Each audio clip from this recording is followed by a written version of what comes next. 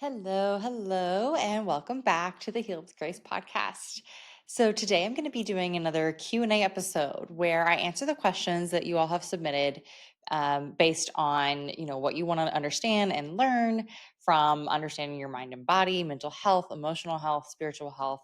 So the way that I do this is that I'm going to go ahead and just answer, or I'm going to read the question and then I'm going to answer it like you're sitting right in front of me, like we're in a private session together. And although I can't necessarily get your feedback, I will probably share how I would want to get your feedback or what I want to know more of. You'll notice that I ask a lot of questions. I want to know more to get a little more detailed, to get to know you better, right? That's how I can give you the best support, advice, and guidance. So I'm going to do a little bit of that. So I'm really excited for today's episode because I know that these types of questions not only help you, but everyone else as well. I started these episodes because I was listening to be honest, I forgot what the podcast is, but they were doing one of these Q&As and it's so helpful, right? Because there's things that I didn't even realize I needed to hear. I didn't even think about that question. I had no idea I needed that. But I found myself listening to more and more of those episodes and I was like, this is a great thing to do. So let's go ahead and jump right in. Our first question is, how can I differentiate between my emotions and thoughts while trying to retrain my brain? More specifically, how do I feel my emotions but change my thoughts? Okay, so let's first talk about the difference between thoughts and emotions. So, a thought is something that usually comes from your brain, or we initially perceive it coming from our brain. So, when we have emotions, they live within our bodies, they are more feeling oriented. Sometimes we have emotions. That come from thoughts and vice versa. We have emotions that actually happen in our bodies before we understand that, and then a thought comes from that, and we think the thought is truth because of it. So let me break it down. Let me explain that a little bit more. First and foremost, when we're talking about, you're asking about specifically retraining your brain. So when we retrain our brain we're focusing a lot more on thoughts, mindset. So we're retraining the brain to stop the anxiety pain or anxiety symptom cycle, meaning when you have symptoms, when you have pain, when you have a migraine coming on, when you feel brain fog coming on, your brain goes into like anxiety mode. Oh my gosh, what's going to happen? Why is this happening? It's going to take me out of my day, blah, blah, blah, blah, blah. Like all the negative and critical thoughts, the anxious thoughts. Those are the thoughts we want to help you shift and change when we're brain training, because we want to help your brain stop those, feel a little bit more safe so that it's not sending danger signals to the rest of your body, increasing inflammation, increasing pain, and increasing symptoms. So, if you understand that, the thing I would tell you first when it comes to thoughts is to recognize when you're in that thought loop, the negative thought anxiety loop. Start to understand that first, even if you're also having feelings. Say you're noticing both, like I'm having thoughts and feelings. What do I do? If you're focusing on brain training and establishing that safety in the beginning of your journey, I would highly suggest first tuning into the thoughts. What are they saying? What are you telling yourself?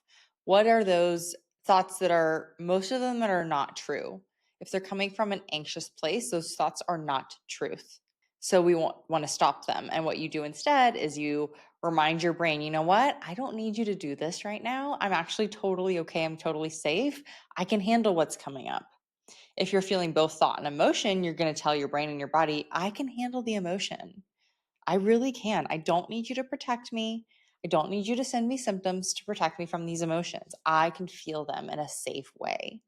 And then you're asking, how do I feel emotions but change my thoughts? Okay. So then if you're feeling emotions and you're working on accepting them and moving through them and allowing them to be there, what you want to do with your thoughts is just keep sending those safety messages of, I can feel this. I'm okay to feel this. It's safe to feel this. It's okay to feel this. And every time you're feeling something, maybe I'm feeling a lot of grief. For example, I'm feeling a lot of grief and oh my gosh, it's so painful and I don't want to feel it. And why am I feeling it like this? Why is it taking me so long to get over this person or this death or this relationship? Like, why is it taking me so long? Or, oh my gosh, why am I in this healing journey? It's taking me so long. Like, why am I still here? I'm so over it. And you're feeling the dread and the grief and the overwhelm. We want to separate those. First and foremost, remember to recognize those thoughts are not truth and try to remember that, okay, I can feel this. It's okay. I am making progress. And then what you do with emotion is you feel it. You feel that grief. You feel that sadness. I like to picture it as like I notice where I feel that in my body and I send breath to it. And I imagine it taking up space. It's allowed to take up space because it's not dangerous. Even though our brain thinks it's dangerous, it's not. If you actually allow yourself to feel, studies have shown emotions do not last more than 90 seconds. I'm going to say that again because I know it doesn't sound true at first.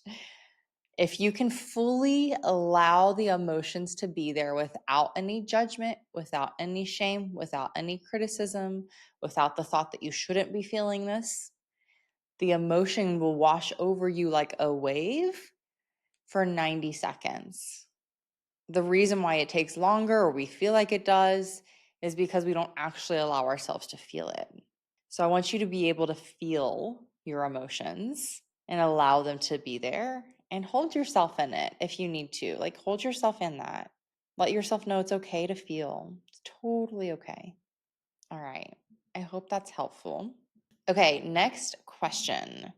I've heard you talk about visualizations to prepare for an activity that typically triggers flares.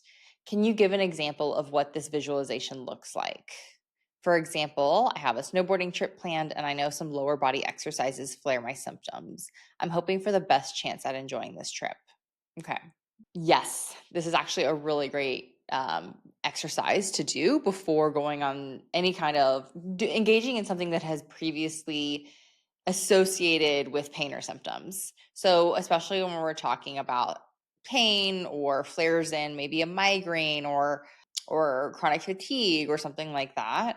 The thing is that previously what you've thought has caused you pain or symptoms usually actually isn't the cause. It's just an association. So for example, this person, maybe you've gone snowboarding before and you typically have flares during it.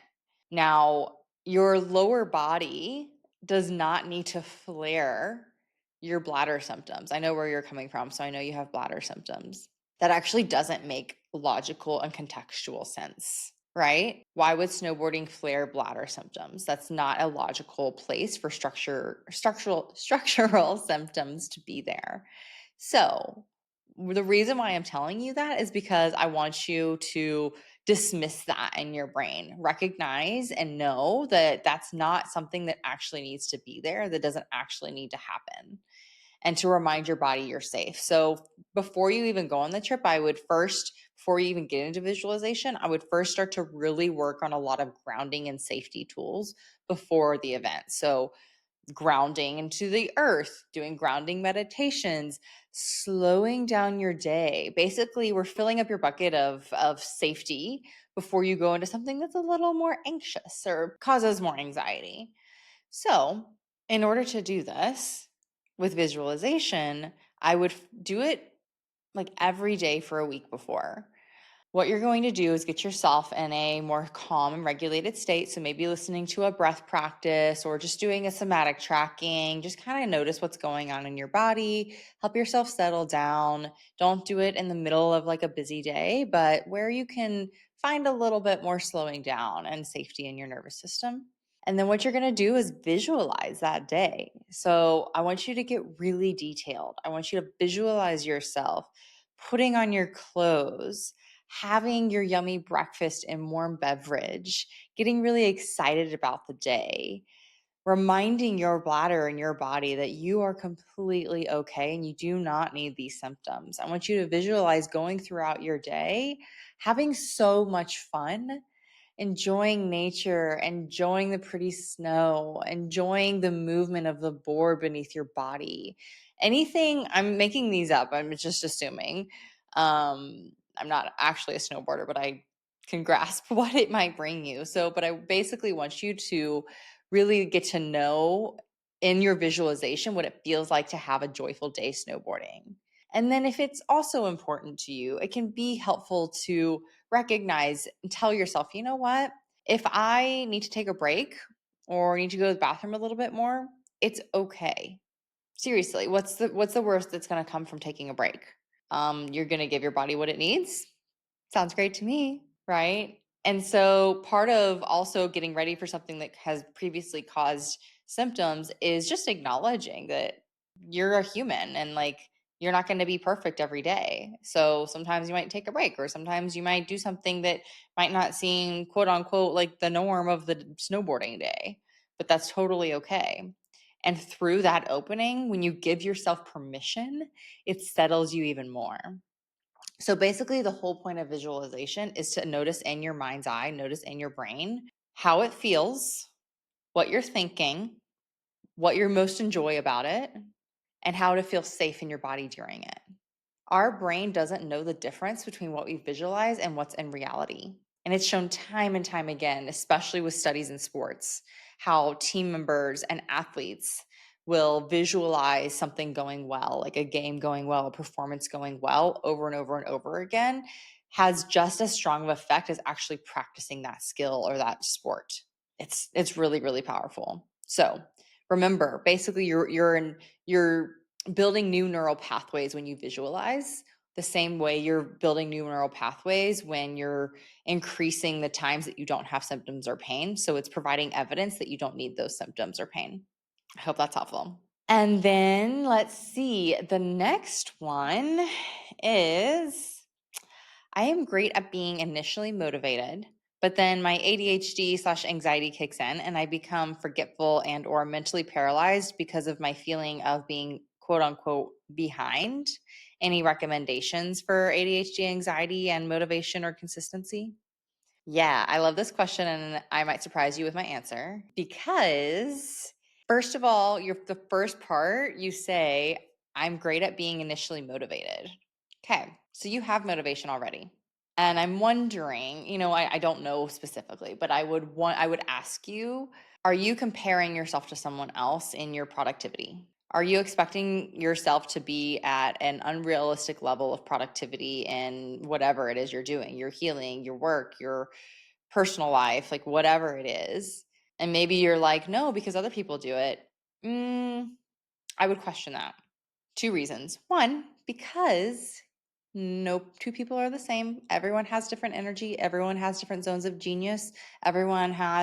You have something, you have a different energy level and focus level and things that you're interested and focused in that differs from someone else. We're not all meant to operate the same way. So I think actually what is more so needed is how can you acknowledge your energy level, your zone of genius, when you work best, when you are on top of things in the way that feels good to you versus how someone else is doing it, or versus how you expect yourself to be doing it. Yeah. And then I will also acknowledge and I'll speak to how you actually like find more consistency, because that's a real thing. It is important. And I'm not going to just dismiss it and be like, oh, just flow and do whatever feels good. Like I get it. Sometimes we need a little tough love in that area. I just had to really address that first because I know all of you in this community, a lot of you come from the feeling like you have to be more productive, achieve more, do the best in your healing, be perfect. And so I really want to address that first because I think I have a feeling just on how you phrased this question that might be applicable to you. And then when it comes to consistency, and I'm thinking you're feeling behind like in healing and learning these skills and tools and being able to work through it, is that one week is not going to look the same as the next. Yes, we can say like do these things every day, and doing something every day is important because we are changing your brain. We are changing your neural pathways, which basically we're creating new habits. So they do need to come, like consistency really needs to come in. So there's a couple ways to go about this. One, just on a practical level, habit stacking is really helpful, really important. And what that means is adding on a vagus nerve practice or a somatic practice every time you wash your face or you brush your teeth. right? So when you can do that all the time, more and more, then it just becomes normal. Every time that you have a meal, you're checking in with yourself and how you feel, how you think, you're tuning into you, and you're giving you some important attention. Because all of this work is just getting to know yourself better and helping yourself be more authentically you. So like, for example, it's taken me a while to get here, but I meditate every single morning. And to the point where now it does not feel great if I don't. I mean, I truly don't feel right. I don't feel like me. I'm just like not in my groove in my day in my body if I don't, because it's my way to connect to myself. I connect with spirit. I have a very deep spiritual practice. I might pull a card or light some sage or Palo Santo. I ask what I need to know for myself today, and then I go into meditation. Now, is it a long practice every morning? No. Sometimes it's just 10 minutes. Sometimes it's 30 minutes. Sometimes it's an hour. Like, it depends on what I need. But I've built that up to where it feels better when I do and it feels bad when I don't. And that's what you're looking for more. But it's taken some time, and I'm someone that likes consistency, but also my energy likes to move more, like likes to flow and try out different things. And so you have to figure out what works for you. So try on a few things and take it slow. Start with one practice that you're going to do every single day and habit stack it. Maybe you need to tune more into your emotions. When are you going to do that? How are you going to do that? Are you going to do journal speak? Are you going to do a meditation? What are you going to do? So, first and foremost, stop being hard on yourself and stop expecting yourself to be somewhere that you're not. Your journey and the timeline of your journey is exactly where it needs to be. And then look at habit stacking, look at what you have been learning and how you're going to apply to that. Maybe it's listening to a podcast or a module when you're in the car or when you're making lunch, or I don't know, whatever fits into your schedule, right? And then I will say, lastly, it does require intention. You do have to have motivation in a way to get you to a place to make this a priority. And then if you find yourself always procrastinating and like you just cannot get to this work and you're feeling really lack of motivation and consistency at all, like literally at all, there's some resistance there. Look at the resistance, meaning why is your brain making you procrastinate? And usually it's because it doesn't want to feel something. It doesn't want to confront something. It's a little too scary to do so, and it just wants to stay where it is, which, by the way, is very normal. Most people have some sort of resistance around this. It just depends on how much. So I could go into that. I could probably have a whole episode around it. So if you want to know more or you have follow-up questions, submit another question. I'm happy to answer. Okay, next question. I've heard you talk about food sensitivities and how they can be a nervous system response, but I don't really understand. And could my food sensitivities be a nervous system response? Yeah, I love this question. First and foremost, I'll say, unless you have an allergy, like a true allergy, like a peanut allergy, celiac, something that will obviously make you very, very sick, then if you have that, this does not apply to you. I'm not saying that we can just stop all allergies. Now, we could go down that route another time, but for the purpose of this question, that does not apply. When it comes to sensitivities, things that have developed later in life, food sensitivities that have built up over time, and you're finding yourself sensitive to more and more foods. Maybe you've taken the sensitivities test, which I do not recommend. Highly recommend not taking food sensitivities tests. And actually, there's a whole episode that I had one of my friends come on and talk about. She's a dietitian and works with IBS, and she has a really great way of explaining why. There's not a lot of credibility behind it. It actually just creates more fear and anxiety. It's not really valid. It doesn't actually portray like what your body is holding on to. It's just showing recent effects. I'll link that episode below. It's with Crystal. So first and foremost, yes. So the reason behind this is because when your nervous system is in a state of stress, it does not actually have the availability to digest in the way that it's supposed to. So when it's in the red zone, when it's in the sympathetic, it takes away energy from normal ways of operating because it thinks it's having to fight. It's being in survival mode. So your body goes, okay, well, what energy can we take away from other functioning to help you just survive? And it's like, okay, well, digestion doesn't matter that much in a way. Like, you're getting food in, but we don't need to digest everything. So we're going to take away energy from actually digesting. And that has been shown time and time again with studies. Also, there's a lot of rhetoric and a lot of societal standards around food. What you should eat, what you shouldn't eat, the different types of diets. If you look over the past 30, 40, 50 years, oh my gosh, look at one year it's this diet and the next year it's this diet. This food is going to hurt you. That food's going to hurt you. This food's okay. No, that food's okay. Like, oh my gosh, our brains are so confused. What's healthy, what's not, right? And then you've probably been told as well by practitioners who mean well. I don't really want to like hate on everyone. I'm really not doing that. They're doing the best that they can. It's just that like you've probably been told you should eat this way to help your symptoms, which then just creates more fear if you do eat it. Right? There's a lot of fear happening when we digest food. And it's shown when there's fear associated with eating food, our bodies do not digest it well because we're basically saying, like, oh, I'm afraid of this. So your body's like, okay, cool, we're going to reject it. We're going to reject it to protect you. Yeah. So whether that's coming from I'm afraid it's going to impact a symptom, I'm afraid it's going to make me fat, I'm afraid it's going to make me gain weight, I'm afraid it's going to make me not perform well. Like, there's so much meaning behind food.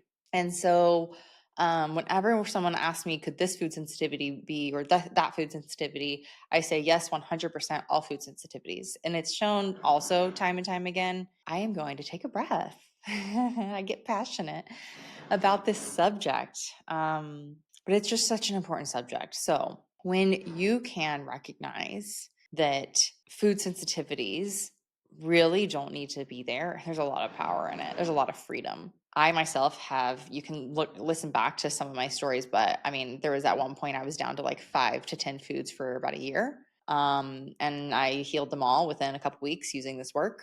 And to this day, I have 0 food sensitivities. I can eat anything that I want. And that's not just me. I mean, there's so many clients I've worked with and so many stories about that too. So it's very much so, very, very much so. You can work with it. You can totally shift and change and heal that.